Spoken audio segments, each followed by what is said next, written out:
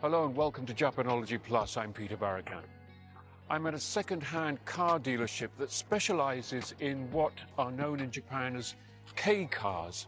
Kei means light, and as you can see, these are all pretty much ultra-compact size. The kei category includes passenger cars, vans, and you'll see here these little pickup trucks. By the way, you can tell any kind of kei car by the yellow number plate. Now, these kei trucks, abbreviated in Japanese as Keitora, are kind of the workhorses of rural Japan, especially in areas like farming. But in recent years, they've also begun to be used in all kinds of other ways too, as we shall find out in a minute. Okay, here we go.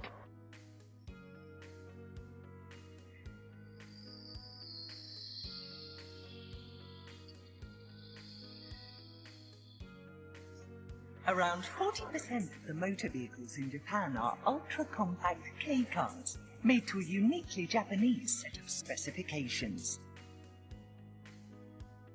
They are no longer than 3.4 meters and no wider than 1.48 meters, with an engine no larger than 660 cc's. Despite their size, on an everyday road they are just as fast and functional as a regular car. There are two main types of kei car: passenger cars and commercial vehicles. The commercial category includes pickup trucks and minivans. Today, we're focusing on light pickup trucks known as Keitora. They have 2 seats and an open cargo area. Let's have a look at what these vehicles actually do. Lots of farmers use them to carry agricultural produce. That often involves travel on unpaved and hilly roads. Keitora are small and maneuverable, making them ideal for these everyday uses. Keitora are great in mountainous areas with lots of rough roads. If your truck gets dirty, you can just hose the dirt off. Keitora are so user-friendly.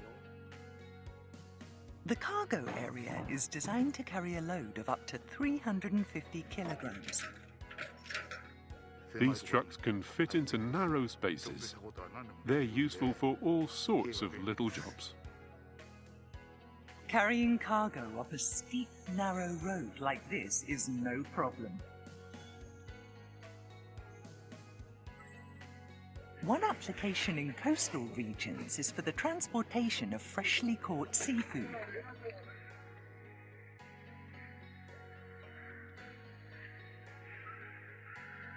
Keitora are a common sight in cities too. They are perfect for narrow shopping streets or residential areas. The cargo area of these tiny trucks can be easily adapted to suit many different purposes. For example, here's a mini fire truck. It's used for emergencies along narrow roads where a full-size truck would be too big to fit.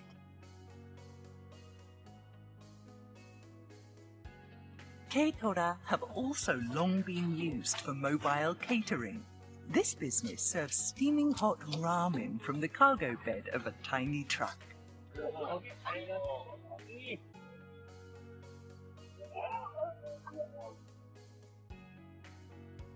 Here's a mobile supermarket. It drives through lightly populated areas, selling food and daily necessities. In districts without a permanent shop, these vehicles are a crucial lifeline. In Japan, Keitora are a pillar of everyday life. Mariyama-san, nice to meet you. Thank you for joining us today. Our guest is Maruyama Makoto, a motoring journalist who's an expert on vehicles in their Japanese cultural context. This is the showroom of a car maker. Here we have the very latest Keitora. Wow, I'm a little surprised that they're not white. No, my impression of kei cars is they're overwhelmingly white. Yes, white Keitora have always been common, but recently we're seeing more variety. And one reason is an initiative introduced by the government. The aim is to increase the number of women working in agriculture. That led to vehicle makers introducing a broader range of colors. Some models have UV protection in the glass, which helps to shield the skin. This one has that feature. The design of the cargo bed reflects feedback from many Japanese farmers. It's designed to accommodate the containers commonly used in agriculture, which come in set sizes. It can carry 54 of these crates, or 40 of these plastic tanks. They fit perfectly. All of that in one truckload. A vehicle like this is a very efficient way to ship agricultural produce. Tiny trucks are designed to seat 2 people. And modern examples are surprisingly roomy. The seats recline. And the door opening measures 108 centimeters. The floor is just 41.5 centimeters off the ground. Even in bulky work clothing, you can climb in and out of the vehicle quite smoothly. So that's all taken into the calculations. Interesting. Peter, why don't you put on some boots and a hat and try getting in and out? Thanks. Feel like a total. Oh, and the hat as well. Okay. That's no good. Go ahead.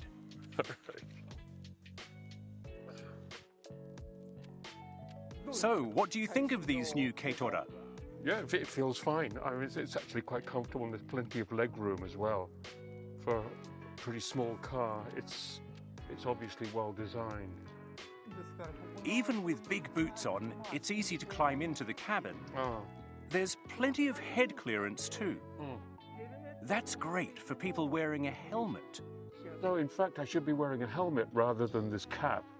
I see. That was the point of that. Okay.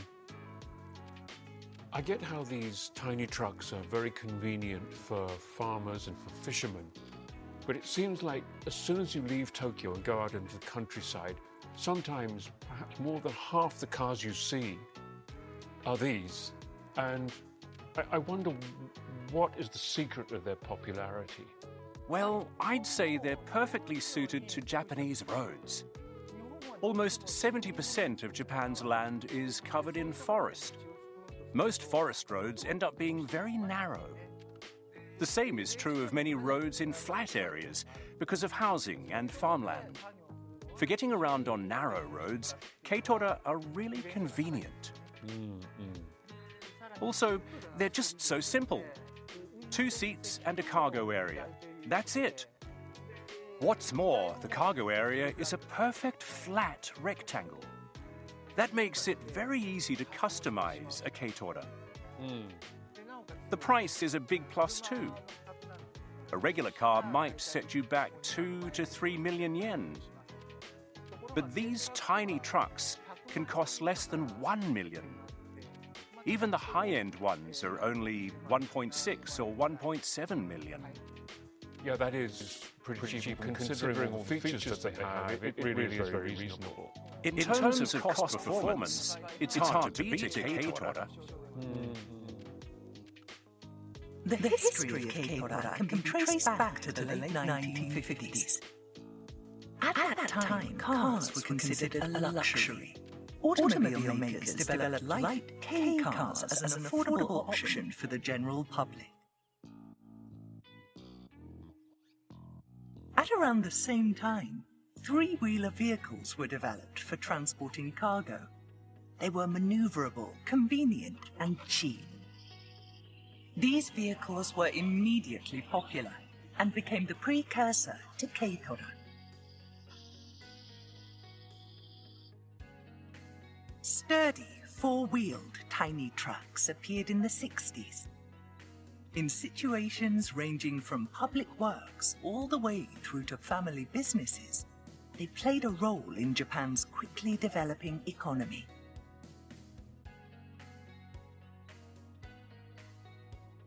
Technology continued to improve, and in the 80s, four-wheel drives were introduced. These vehicles could more easily tackle unpaved, uneven roads, and there was a huge demand for them among farmers.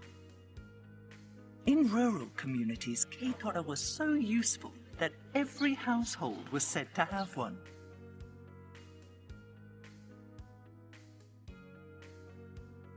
From the mid-90s, Keitora came to be used in various new ways, including mobile catering.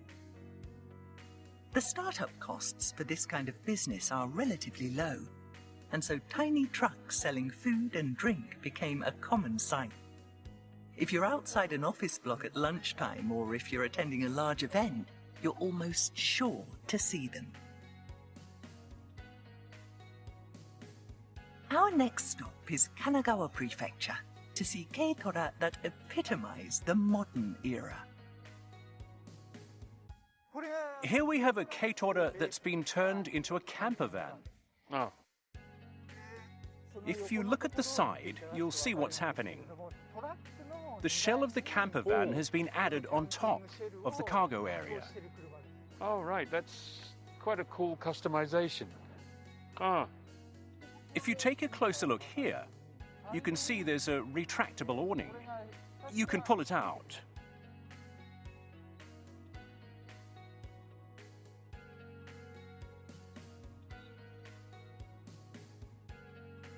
If you pull down this part at the side, it becomes a table. A vehicle like this is perfect for traveling, or for people who want to do mobile sales. Oh, that's kind of cool. Since the outbreak of COVID-19, campervans like this have become more popular. It's a way for small groups to travel privately. People find that appealing, and as a result, demand is growing. Next, we'll have a look inside. This is Japan, so let's take off our shoes. Okay. Oh, it's quite low.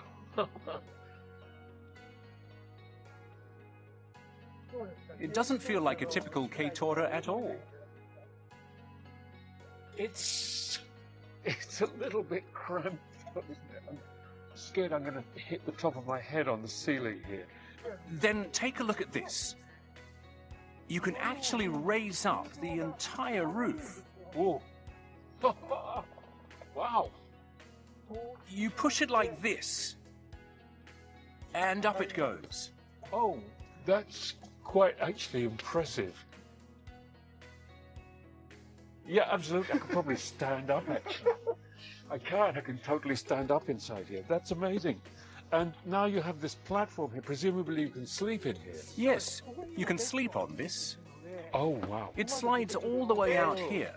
It's big enough for an adult to lie down on. Oh. 2 people can sleep on the upper shelf, and 2 more if you lay out padded mats in the space below. Here's a similar vehicle. Oh, it's a This one also uses a Keitora as a base. But this time, the modification on the back is slightly wider than the rest of the truck.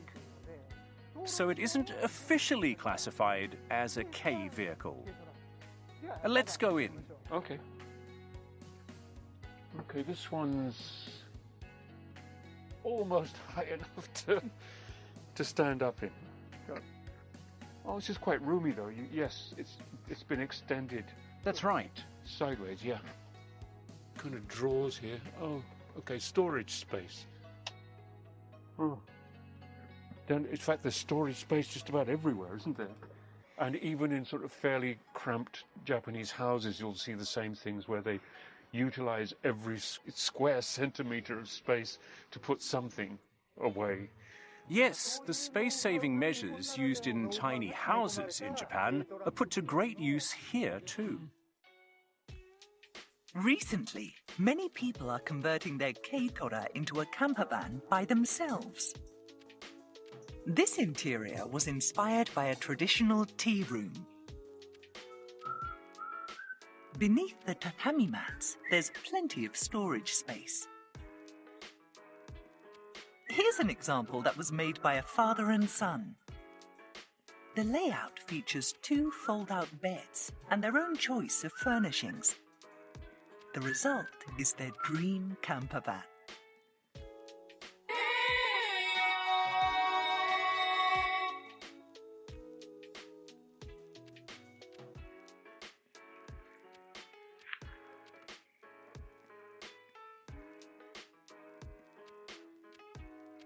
Hi there! I'm Vinay Murthy, and today I'm here in Meiwa Town in Gunma Prefecture. So, I heard that there's someone around here who makes an interesting new kind of artwork using Japanese K-trucks. The artist in question is a landscape gardener. Oh, hello! I'm Vinay. Nice to meet you. Nice to meet you. My name is Inada. Let's go right ahead and see Inada-san's artwork. Oh, we're getting close. Yeah, beautiful. Here it is. Oh, wow! What is this? It's a Keitora garden. I've created a garden in the cargo area. K-truck garden? Yes.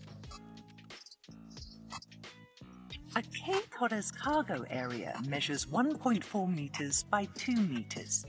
Within this tiny area, a Keitora garden can showcase Japanese aesthetics and engineering. The concept began at a gardening competition in 2011. Participants could prepare a garden in advance, then simply drive it to the venue. These gardens allow me to express myself, and they become mobile demonstrations of what we can do with full-size gardens. All right, well, do you think I could try and make my own garden too? Of course. So where do I start? What am I making? Let's try a dry landscape garden. Take a look at this photo. The gravel is used to represent water, so you can use the gravel to depict rivers or the sea. Ah, see. Here are the materials. Using gravel, rocks and moss, Vinay will build a representation of a natural landscape. Okay, let's start with that one over there. Vinay has selected his first rock. And up it goes. Its placement must be carefully considered. Which way around should it be? I think this side is good, so this side facing outward. Okay. Right. So I'm picturing a river coming kind of like this, yeah. Curving. Yeah, let's curve that way. And the width? Yeah, how about like this? Got it. Okay, so the river will flow from here and hit a rock around here. Then it will go in this direction. So let's put some rocks in the key locations. So maybe one.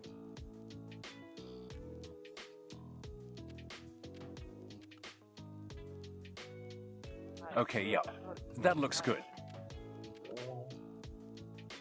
Soil is used to represent mountains and hills. The soil is covered in moss. It's patted down to conceal the dividing lines. Okay, so these rocks are like the water, right? Yes, start from the top. Pour the gravel into the middle of the riverbed. You can add a little more. All right. Yes, like that. Keep moving down the river. Then finish it off. The gravel is spread out flat, then brushed with a spiked board to bring the scene to life.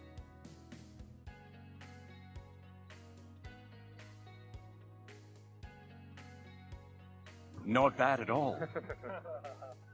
The raked gravel looks like flowing water. Here's Vinay's finished dry landscape garden.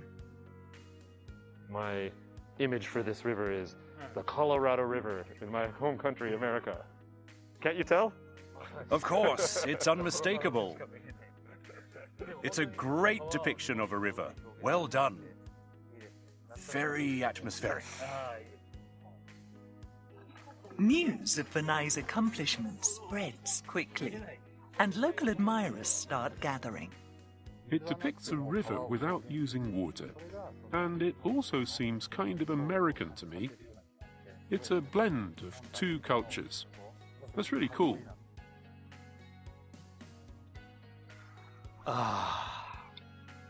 Inada-san, thank you so much for today.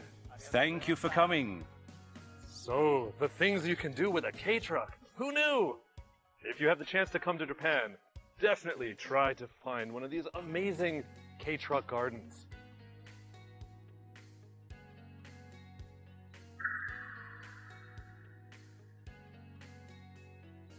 So with these new developments like K campers, is there like a whole new market now for K-trucks? COVID-19 stimulated demand for ways to avoid public transport, and that did generate a few extra sales. But overall, the market for tiny trucks has shrunk. What's the reason for that? Fewer people work in agriculture, where Keitora are indispensable. So there are simply fewer tiny trucks than there used to be. Also, as these trucks are cheap and not very profitable, several companies have stopped making them. Only 2 Japanese manufacturers are still producing them. Okay, so is that a result of Japan's economy being pretty much in the doldrums for the last 30 years? That's certainly one factor. Companies can't raise their prices very much. Their sales would plummet. Although demand is falling overall, tiny trucks are finding a new audience. The pandemic has inspired the creation of Keitora offices. These are being rented out by a skiing hotspot in Niigata Prefecture as part of a drive to promote working holidays.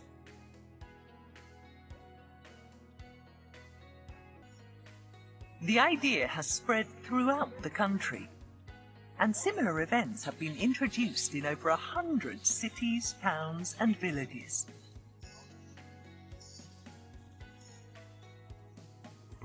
Next, a town in Kochi Prefecture that's famous for a river with clear, clean water. What's going on here?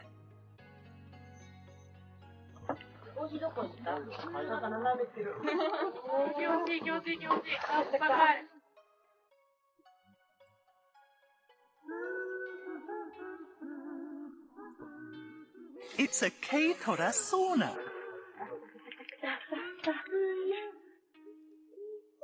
The idea came from Miyazaki Sei, a local woodworker. He was thinking of ways for people to relax and ended up making a sauna on the back of a tiny truck. It seemed like a fun thing to do. I did lots of research, then set about making the perfect sauna. Through word of mouth, the sauna became a local hit. It's expected to attract tourists too. Once you've worked up a sweat, the river is the perfect place to cool down.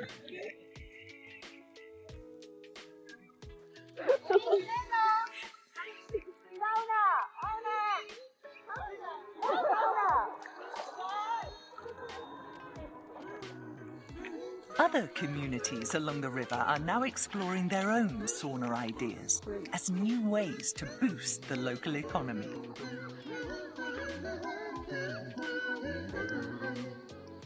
Are these Japanese kei-cars used in any other countries? Yes, in the United States, for example. Some agricultural workers have found tiny trucks to be a convenient way of getting around their fields and so on. Really?